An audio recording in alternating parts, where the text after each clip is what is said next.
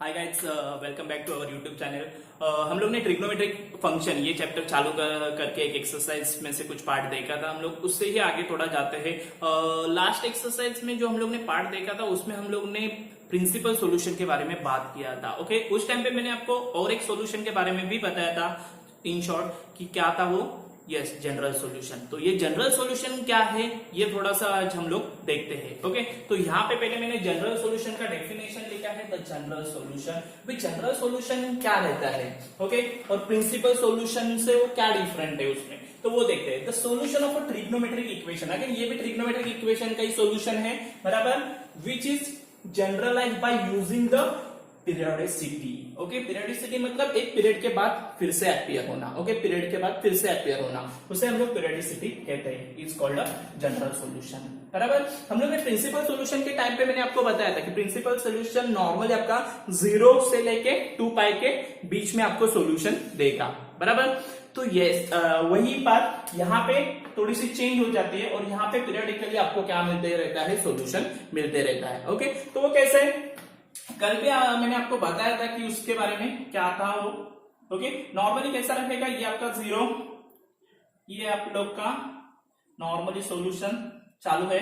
Okay, तो यहाँ पे 0, यहाँ पे पाई, यहाँ पे 2 पाई, बराबर। तो मैंने क्या बोला था, सपोज यहाँ पे का सॉल्यूशन मिल रहा है तो सेम यहाँ पे भी सॉल्यूशन मिल जाएगा। तो यहां तक हम लोग ने देखा था, बराबर। यहां तक मतलब हम लोग ने कहां तक देखा था, that is principle solution 0 to 2 pi के बीच में देखा था। अभी हम लोग आगे भी जा रहे हैं, सेम सॉल्यूशन अब मुझे यहाँ पे भी दिखेगा, सेम सॉल्यूशन मुझे यहाँ पे भी अपीयर होगा, आगे जाके यहाँ पे भी अगर आप लोग करोगे तो सेम दिखेगा मुझे, बराबर। दैट मीन्स पीरियोडिकली वो क्या होते जा रहा है, रिपीटेड होते जा रहा है। ओके, वही आपका क्या रहता है, जनरल सॉल्यूशन रहता है। वो क्या रहता है, जनरल सॉल्यूशन। समझ में आया जनरल सॉल्यूशन और प्रिंसिपल सॉल्यूशन में मेजर डिफरेंस क्या है, तो यही आपका डिफरेंस रहेगा। ओके, तो अभी ये जनरल सॉल्यूशन जो है वो कैसे निकालेंगे और अलग अलग फंक्शन के लिए वो क्या रहता है।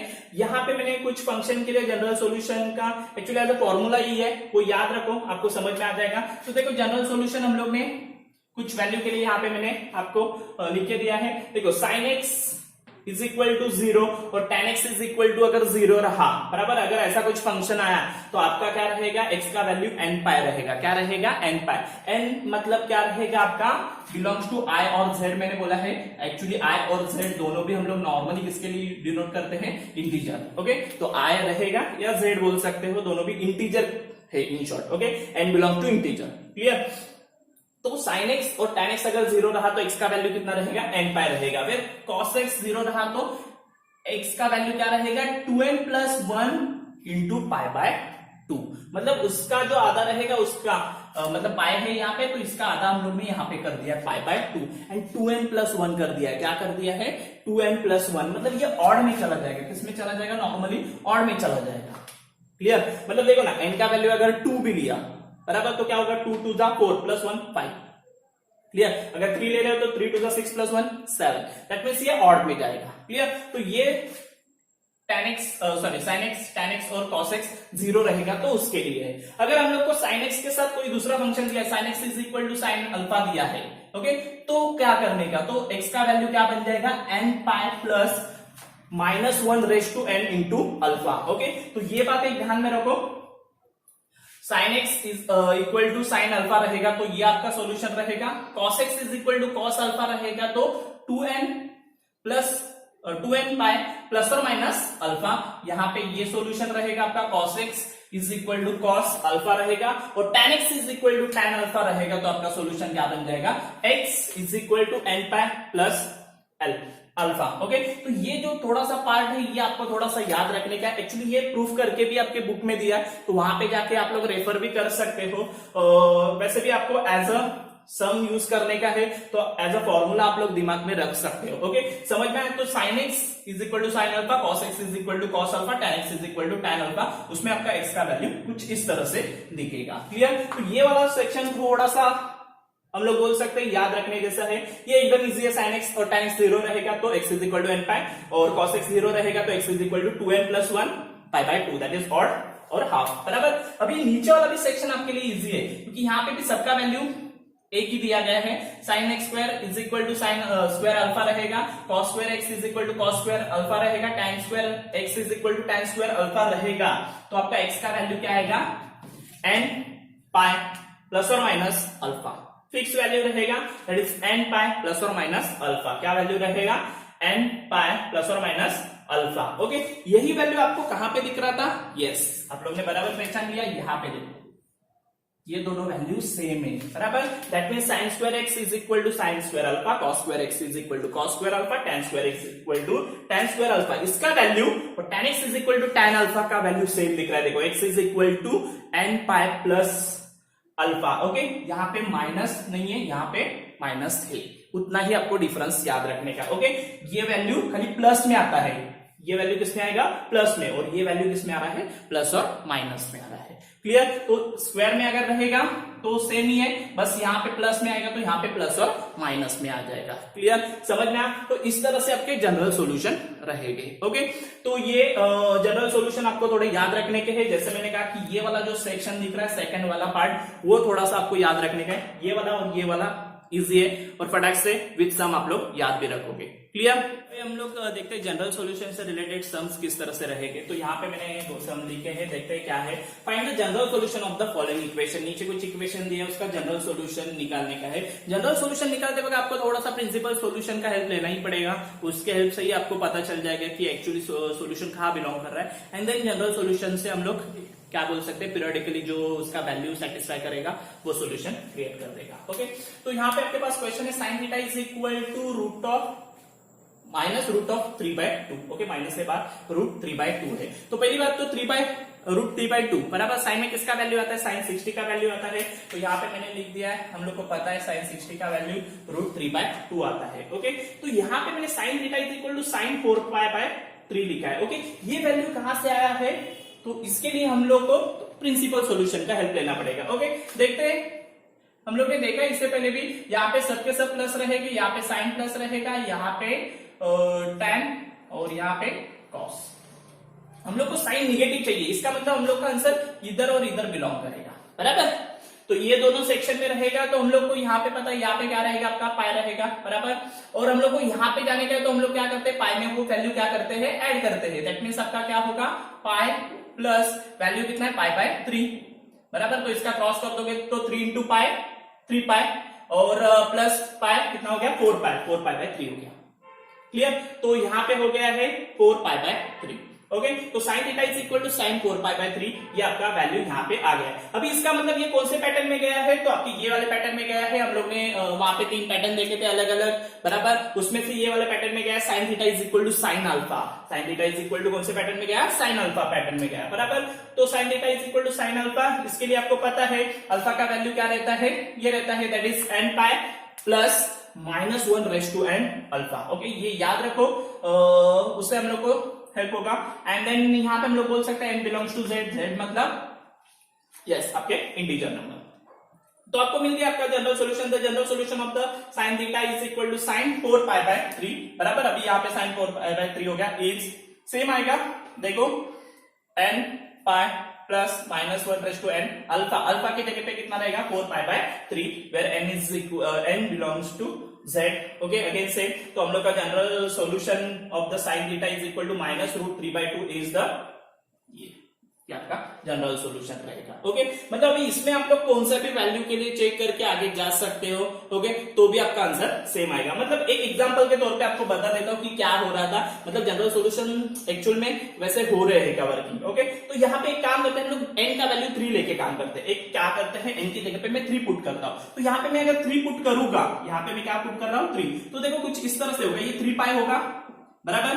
n पाई मतलब 3 पाई प्लस -1/n मतलब -1/3। माइनस का ऑड पावर क्या आएगा? माइनस, दैट मींस यहाँ पे एक मुझे माइनस डालना पड़ेगा, और 1 तो ऐसे रहेगा, दैट मींस 4π/3 आ जाएगा। समझ में आया यहाँ तक? तो इसका आंसर कुछ इस तरह से आएगा, 3 3 9 पाई, बराबर, -4π/3, दैट मींस कितना हो गया? 5π/3।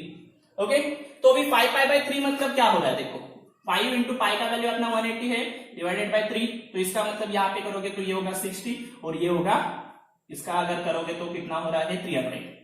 दैट मीन्स देखो दूसरा वैल्यू 300 आएगा, कितना आएगा 300, और ये यहाँ पे किधर तो आएगा बराबर 300, मतलब देखो ना ये 0 to 90 180 270 और यहाँ पे किधर तो आएगा, और यस आपका आंसर यहाँ पे भी आ रहा है ना बराबर। साइन हम लोग को किसमें चाहिए, निगेटिव में चाहिए, निगेटिव मैंने बोला था यहाँ पे और यहाँ पे, दैट इज थर्ड और फोर्थ क्वाड्रेंट में आएगा। तो देखो ये थर्ड क्वाड्रेंट फोर्थ क्वाड्रेंट में आ रहा है 300, और यहाँ पे हम लोग वैल्यू कैसे मिलाते थे प्रिंसिपल सॉल्यूशन के टाइम पे, वो पता है आप लोग क्या करते थे, हम लोग 2 पाई में से वो वैल्यू माइनस करते थे, कौन सा, ये वाला, दैट इज पाई बाय 3 बराबर। इसका करके देखते क्या हो रहा है, 6 पाई minus pi bye 3, sorry pi directly divided by 3, तो ये कितना होगा 5 पाई बाय 3, और देखो ये भी कितना आंसर बोल रहा है 5 पाई बाय 3, मतलब हम लोग इससे हम लोग क्या कर सकते हैं, पीरियोडिकली आगे जा सकते हैं।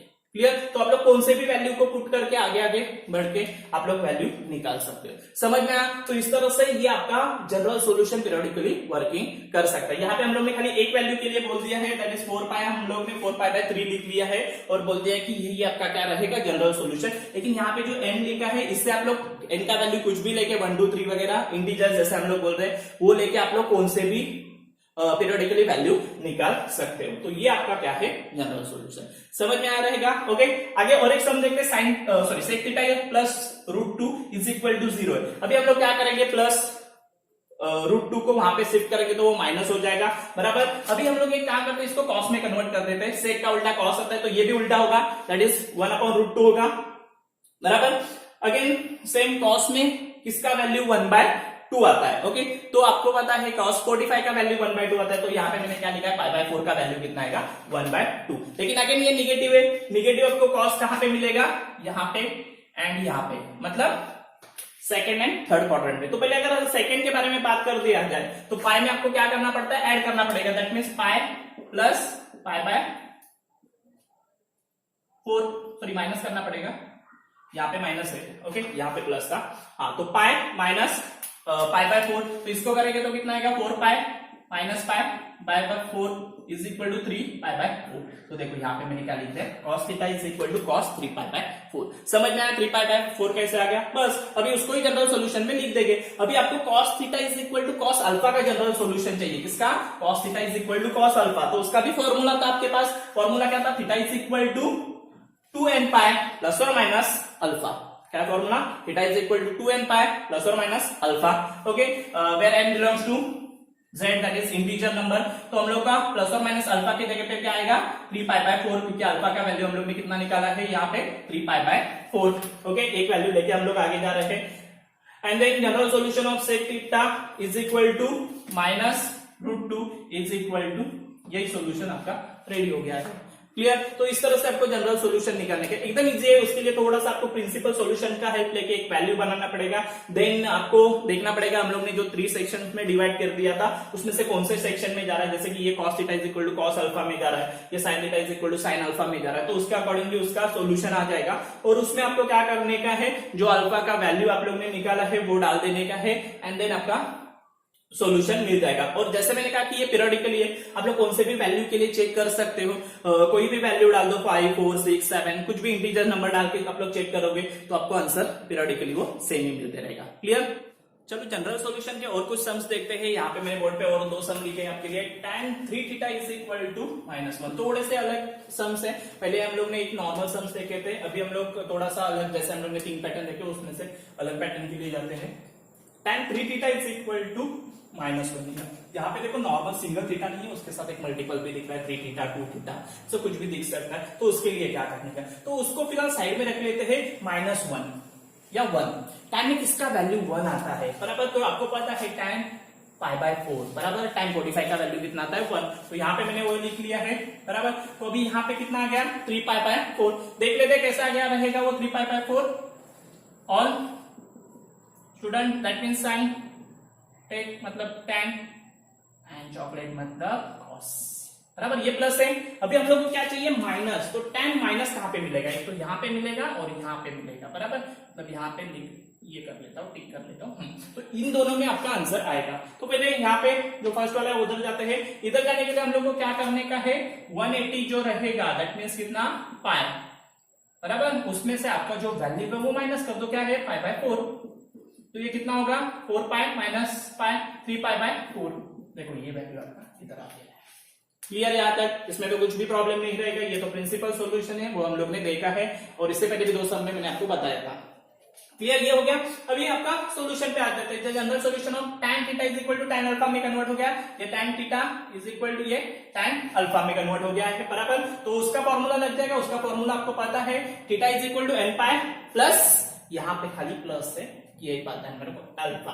Okay, where n belongs to z हो गया। अभी इसको हम लोग कन्वर्ट करके लिखते हैं general solution of the tan theta, tan alpha की जगह पे अपना original tan 3 theta is equal to tan 3 pi alpha, sorry 4 इस 3 थीटा इज इक्वल टू, अभी ये बन जाएगा, देखो थीटा के लिए ये फॉर्मूला बन गया, जब भी tan थीटा था, यहाँ पे क्या था थीटा, तभी थीटा के लिए फॉर्मूला बन गया, लेकिन आपके लिए क्या है 3 थीटा है, तो 3 थीटा के लिए फॉर्मूला बन रहा है। ये बात ध्यान में रखो, जब भी आपके साथ थीटा के साथ कुछ मल्टीपल रहेंगे तो कुछ इस तरह से होगा। ओके, बाकी ज्यादा कुछ चेंजेस नहीं होगा, सेम दिखेगा। तो 3 थीटा इज इक्वल टू ये दिख रहा है बराबर। तो आगे इसको थोड़ा सा सिंप्लीफाई कर लेते हैं, हम लोग को थीटा का वैल्यू चाहिए ना, तो ये 3 क्या कर रहा है, इधर मल्टीप्लाई कर रहा है, इधर आके क्या करेगा, डिवाइड करेगा, तो इसके नीचे लग जाएगा, देखो ये लग गया बराबर, इसके नीचे दिख रहा है, और इसके नीचे भी ये 3 यहाँ पे भी एक दिखेगा, लेकिन ये 3 और ये 3 क्या हो जाएगा, कट हो जाएगा, दैट मींस कितना बचेगा आपके पास 5/4। ये देखो आपका सॉल्यूशन रेडी। समझ में आया क्या करने का, कुछ अलग नहीं करने का, सब सेम ही है, बस आपको क्या करने का है, यहाँ पे थीटा के साथ मल्टीपल है उतना ही है, उसको फिलहाल साइड में रखें, बाकी नॉर्मल प्रोसेस करते जाने का। एंड लास्ट में जो हम लोग थीटा के लिए फॉर्मूला लगाते हैं वो 3 थीटा के लिए लगा के वो 3 से यहाँ पे जाके डिवाइड करने का था। क्लियर, आगे देखते हैं, एक लास्ट पैटर्न देखते हैं, ये वाला स्क्वायर वाला बराबर, हम लोग ने स्क्वायर में देखे ही नहीं है, तो स्क्वायर में क्या रहेगा वो देखते हैं। 4 sin square theta is equal to 3, तो पहले सम को थोड़ा रेडी कर लेते हैं, ये 4 उधर जाएगा, तो 3/4 हो जाएगा, सॉरी 3/4 हो जाएगा, हाँ, तो sin square theta is equal to 3/4 हो जाएगा। अभी मुझे क्या चाहिए, इसका स्क्वायर इधर है तो उधर भी स्क्वायर चाहिए, तो इसको मैं ऐसा लिख लेता हूं, √3/2 का स्क्वायर, √3 का स्क्वायर कितना आएगा 3 और 2 का स्क्वायर कितना आएगा 4, दैट मींस 3/4 है।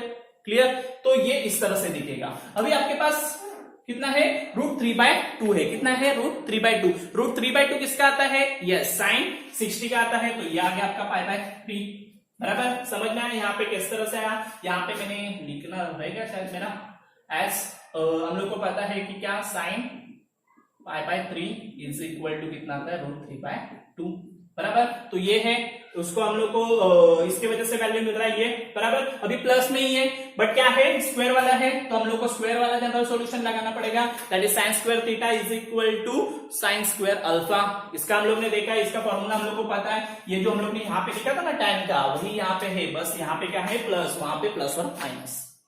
क्लियर, तो इस तरह से n पाई प्लस और माइनस अल्फा।